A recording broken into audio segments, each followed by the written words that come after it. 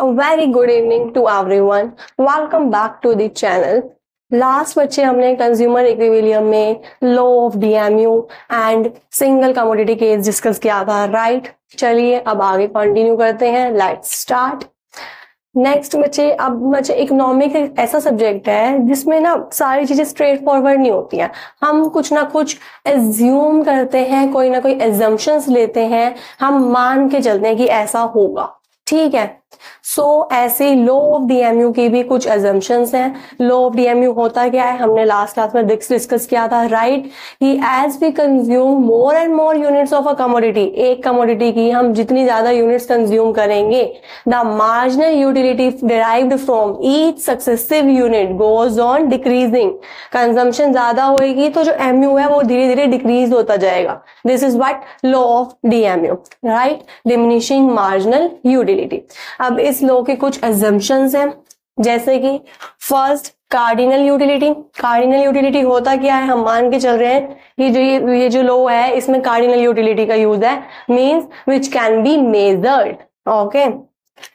Next आता है monetary measurement. Monetary means in the form of money, ठीक है, जिसको हम मेजर कर सकते हैं मनी की फॉर्म में. ठीक है. Consumption of reasonable quantity.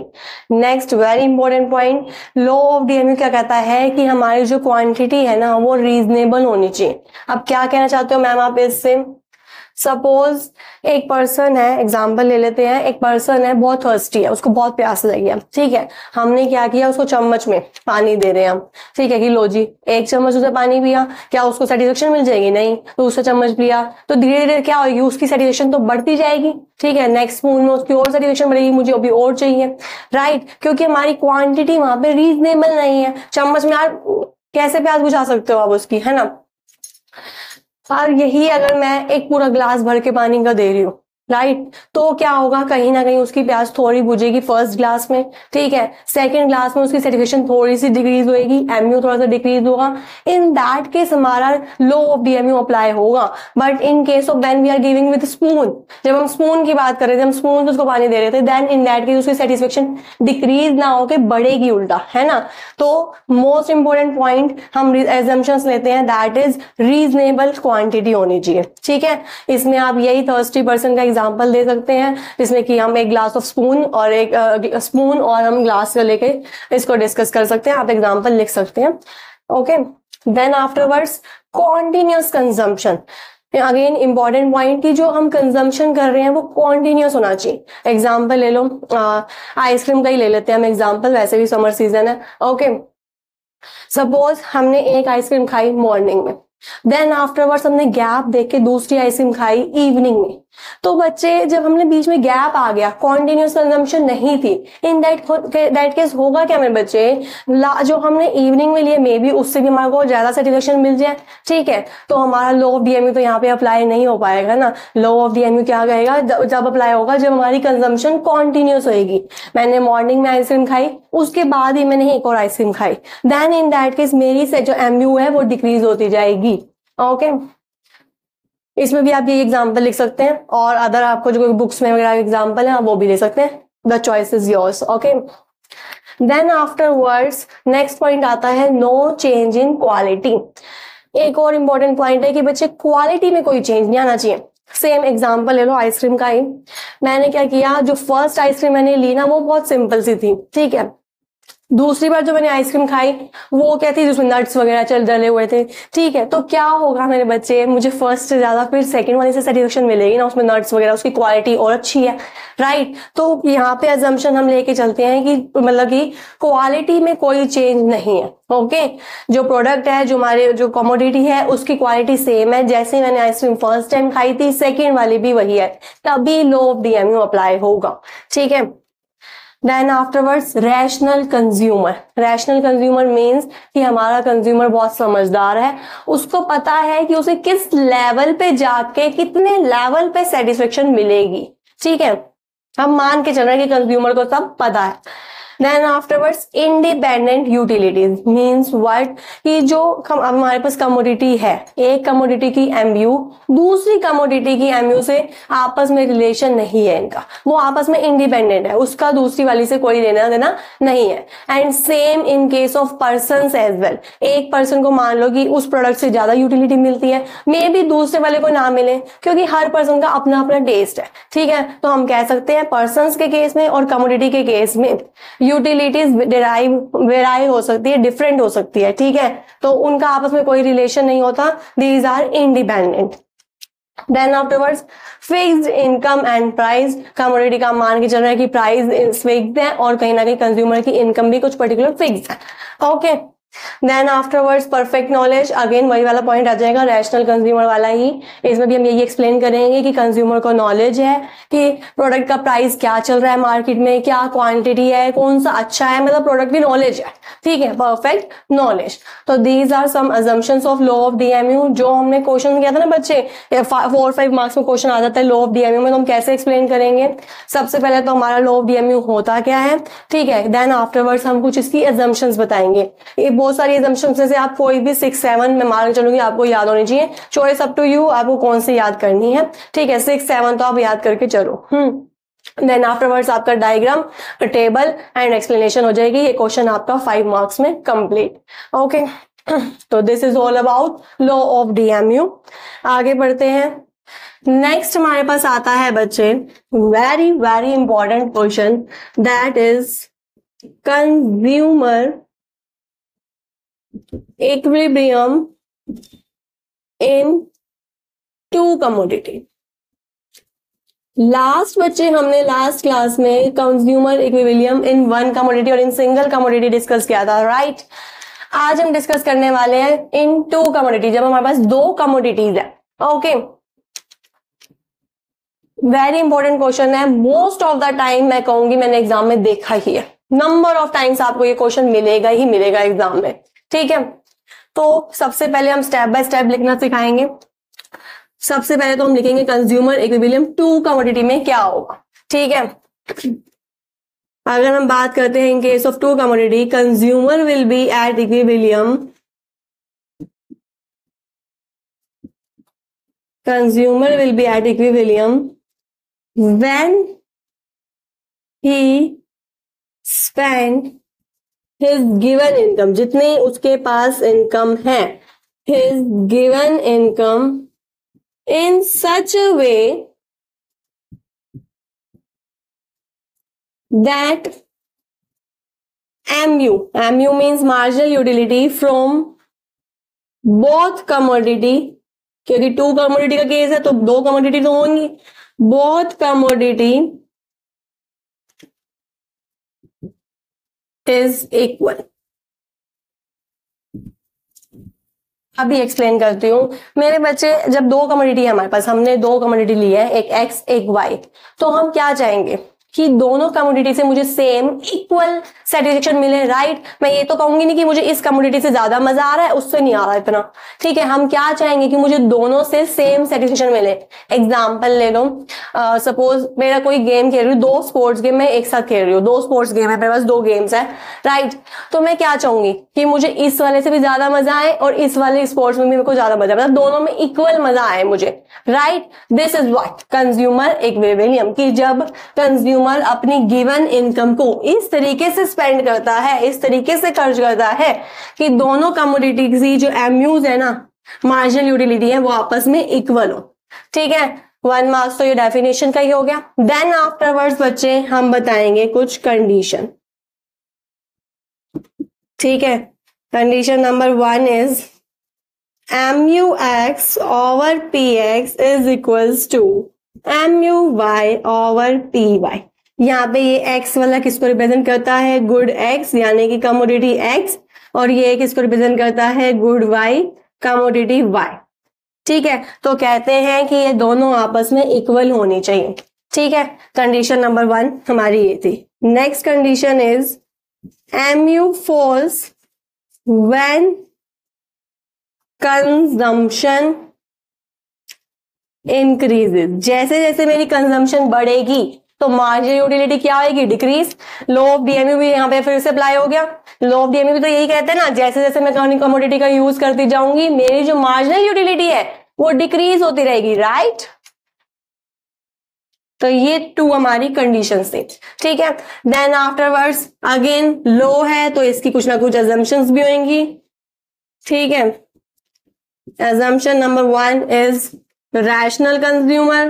Consumer को सब पता है कि किस लेवल पे जाके उसको सेटिस्फेक्शन एंड ऑल मिलेगा। Then afterwards cardinal utility. ये 2-3 पॉइंट्स तो अब हर लॉ में लिख ही सकते हैं, एंड सो ऑन। ये कुछ हमारी assumptions हो गई, ओके। अब बच्चे हमारे पास डेफिनेशन हो गई, कंडीशन हो गई, assumption हो गई, 3 मार्क्स डन, ठीक है। देन आफ्टरवर्ड्स नेक्स्ट स्टेप आता है, step number 4, that is table, ठीक है। हम इसके अब टेबल बनाएंगे। तो एक तरफ ले लेंगे हम रुपीज स्पेंड, कितना हमने खर्चा किया है,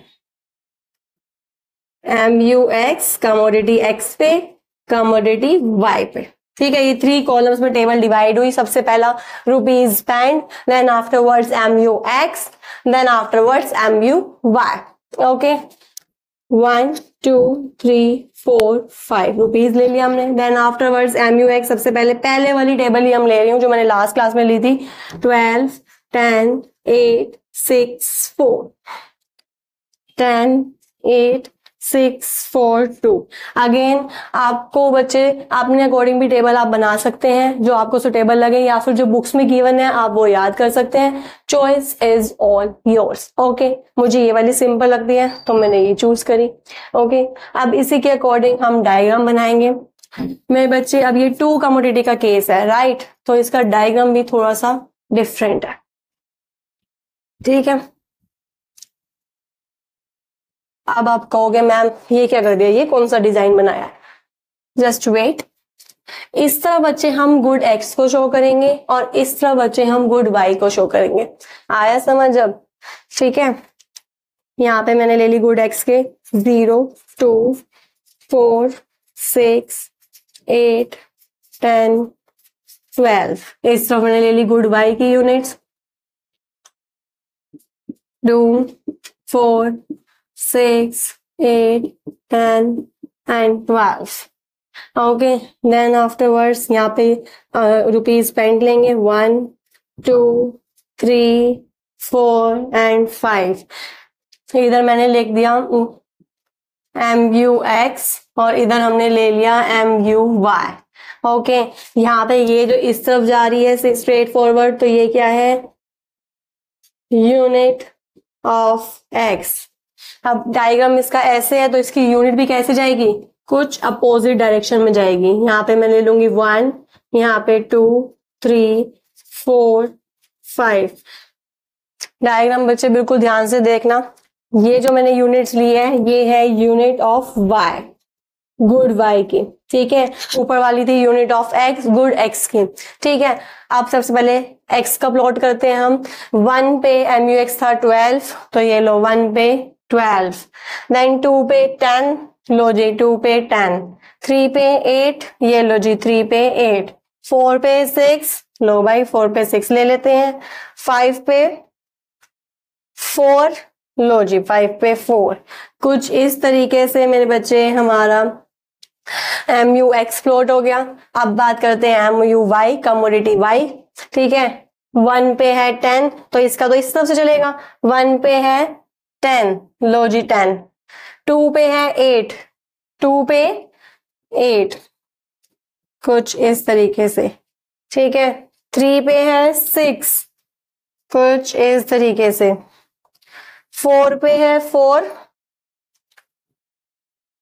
ये 4, ठीक है, यूनिट बाई का 4। देन आफ्टरवर्ड्स 5 पे है 2, 5 पॉइंट हेयर, देन 2।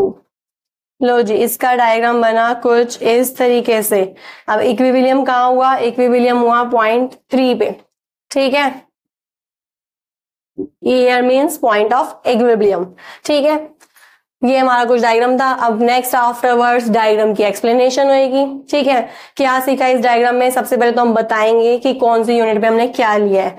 ठीक है, x axis represent units of x and y, and on this side we have represented mux, and on this side we have taken muy. Okay, क्या देखा हमने बच्चे? इस टेबल में मार्क करो पहले तो 1 2 3 4 एंड 5। देखो बच्चे, यहाँ पे 12 है, 10, देन आफ्टरवर्ड्स 10। MUX और MUY कहाँ जाके इक्वल होंगे? MUX जब 2 पे 10 है और MUY यहाँ पे 10 है, तो ये 10 वाले पॉइंट में यानी कि 2 और 3 पे जब हम MUY की 2 यूनिट्स लेंगे, मतलब कमोडिटी Y की 2 यूनिट्स लेंगे एंड कमोडिटी X की 3 यूनिट्स लेंगे, क्योंकि ये नंबर 3 है। यहां से आपको स्पेंट नहीं देखना, आपको देखना कितना हमने जो मार्किंग करी है।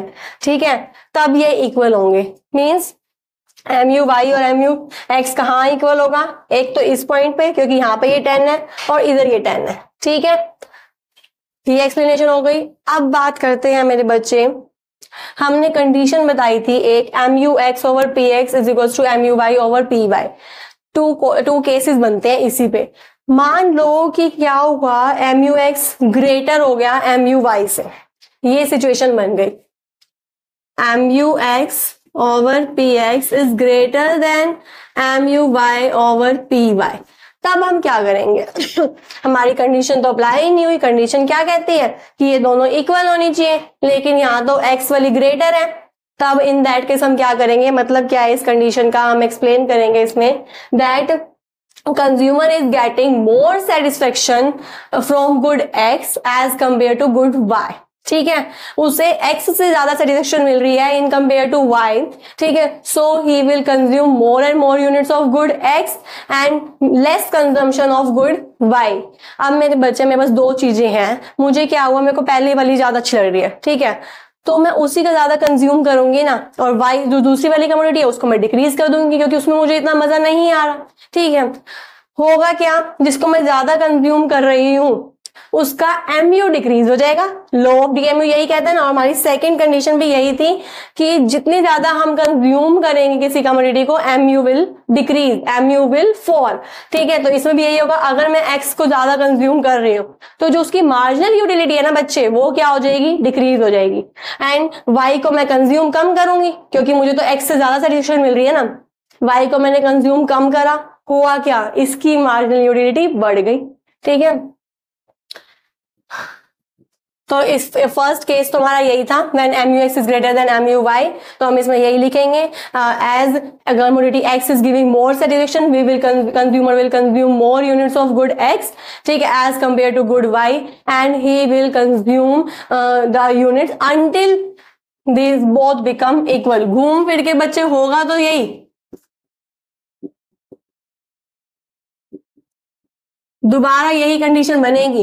कोई भी कंज्यूमर अगर उसे एक कमोडिटी से ज्यादा सेटिस्फेक्शन मिल रही है तो वो तब तक उसे कंज्यूम करेगा जब तक अगेन वो इक्वल ना हो जाए, दूसरी कमोडिटी के इक्वल ना हो जाए। ठीक है, तो यहाँ पे भी फर्स्ट केस में भी हम यही बताएंगे कि वो गुड X को उसको ज्यादा कंजम्पशन मिल रही थी तो वो गुड X को ज्यादा कंज्यूम करेगा, राइट, और Y का कंजम्पशन कम कर देगा, बट X को तब तक कंज्यूम करेगा जब तक ये कंडीशन दोबारा ना बन जाए। ठीक है, केस नंबर 2 आ जाता है हमारे पास। केस नंबर 2 क्या हो जाता है? अब उल्टा हो गया बिल्कुल। MUX कम हो गया, मतलब कमोडिटी X से कंजम्पशन कम मिल रही है, सेटिस्फेक्शन कम मिल रही है, Y से ज्यादा मिल रही है। ठीक है, अब उसे Y से ज्यादा सेटिस्फेक्शन मिल रही है तो हम इसमें उल्टा लिख देंगे कि अब वो कंज्यूम करेगा Y को ज्यादा और X को कम। अब Y को ज्यादा कंज्यूम कर रहा है तो होगा क्या? Y की मार्जिनल यूटिलिटी कम हो जाएगी, ठीक है, और X की मार्जिनल यूटिलिटी बढ़ जाएगी। ठीक है, लॉ ऑफ DMU अप्लाई हो गया ना। तो ये हमारे 2 केसेस थे। इसी के साथ हमारा बहुत ही इंपॉर्टेंट क्वेश्चन होता है कंप्लीट। ठीक है, अब मैं एक्सप्लेन करती हूँ मैंने इसमें क्या क्या बताया, कैसे कैसे आपको इसको लिखना है। ठीक है, स्टेप वाइज। स्टेप नंबर 1 है, अगर ये क्वेश्चन आता है, जनरली आता ही है, सबसे पहले आप बताओगे कंज्यूमर इक्विलिब्रियम 2 कमोडिटी में होता क्या है? जब कंज्यूमर अपनी गिवन इनकम को इस तरीके से स्पेंड करता है कि जो MU है, जो मार्जिनल यूटिलिटी है दोनों कमोडिटी से, वो दोनों क्या हो जाए? इक्वल हो जाए। ओके, और मेरे बच्चे एक और बात, इस लॉ को हम बोलते हैं Gossen's second law of maximum satisfaction. ठीक है, ये गॉसन्स का सेकंड लॉ है। अच्छा मैम ये सेकंड लॉ है तो फर्स्ट लॉ कौन सा था? फर्स्ट लॉ था बच्चे लॉ ऑफ डीएमयू। ठीक है, गॉसन्स का फर्स्ट लॉ था law of DMU, diminishing marginal utility. ठीक है, और सेकंड लॉ है consumer equilibrium in two commodity. ठीक है, जिसको हम मैक्सिमम सेटिस्फेक्शन लॉ बोलते हैं। ओके, तो फर्स्ट पॉइंट तुम्हारा ये हो गया step number 1, that is definition. Then afterward step number 2 हमारी कंडीशन, मिनिमम 2 कंडीशंस तो होनी चाहिए। सबसे पहले कंडीशन क्या थी? MUX over PX is equals to MUY over PY। Second condition हमारी ये थी कि MU falls as consumption increases। ये मैंने आपको यहाँ पे एक्सप्लेन कर ही दिया था कि MU गिरेगा जब हमारी कंजम्पशन बढ़ेगी because of law of DMU। ठीक है, कंडीशन हो गई 2 नंबर done. Then afterward step number 3 that is assumption. कुछ हम एज्यूम कर रहे हैं। क्या इसमें हमने एज्यूम करा? सबसे पहले कंज्यूमर क्या है? रैशनल है, कंज्यूमर समझदार है, उसको पता है कि उसे किस लेवल पे सेटिस्फेक्शन मिलेगी। देन आफ्टरवर्ड्स कार्डिनल यूटिलिटी, हमारे हम ये जो कर रहे हैं कॉन्सेप्ट ये कार्डिनल यूटिलिटी में है, means which can be measured. ठीक है, ये 2 अजम्पशन हो गए। स्टेप नंबर 4 आता है इस क्वेश्चन का टेबल। ठीक है, हम एक टेबल ड्रॉ करेंगे, ये आप अपने अकॉर्डिंग ड्रॉ कर सकते हैं। देन आफ्टरवर्ड्स अब टेबल बनाइए तो डायग्राम भी बनाना पड़ेगा भाई, है ना। Then afterwards step number 5 that is diagram. इसका डायग्राम थोड़ा सा टिपिकल कह सकते हैं बट इंटरेस्टिंग है। ओके, अब डायग्राम बनाया है तो भाई डायग्राम ऐसा तो अधूरा अच्छा लगेगा नहीं, इसकी एक्सप्लेनेशन करेंगे। तो 1-2 लाइन में हम इसकी एक्सप्लेनेशन कर देंगे कि ये पॉइंट इक्विलिब्रियम का था एट द यूनिट ऑफ 3। ठीक है, जब वो गुड्स Y की 2 कमोडिटी यूज करेगा और गुड X की 3 कमोडिटी यूज करेगा तो वो इक्विलिब्रियम पॉइंट हो जाएगा। ठीक है, देन आफ्टरवर्ड्स मैंने आपको लास्ट में ये 2 केसेस बताए हैं। ठीक है, आप ये 2 केस भी लिख के आ जाना, एग्जामिनर इतना खुश हो जाएगा, उसको कोई मौका ही नहीं मिलेगा आपके नंबर डिडक्ट करने का। ठीक है, हालांकि क्वेश्चन 5-6 मार्क्स का आएगा, यहां तक डायग्राम एक्सप्लेनेशन कर दोगे तब भी इनफ है। ठीक है, लेकिन और अच्छा अट्रैक्टिव आंसर लिखने के लिए आपको जो मैंने ये 2 केसेस बताए थे ना लास्ट में, दैट क्या होगा if MUX is greater than MUY वाला केस, एंड अपोजिट कर दो सेकंड केस हमने बताया था if MUX over PX is less than MU over PY। ठीक है, ये दोनों को एक्सप्लेन कर दो। ठीक है, so that's it for today, thanks for watching. अब नेक्स्ट क्लास में हम इसका आगे कंटिन्यू करेंगे। Thanks for watching, bye bye.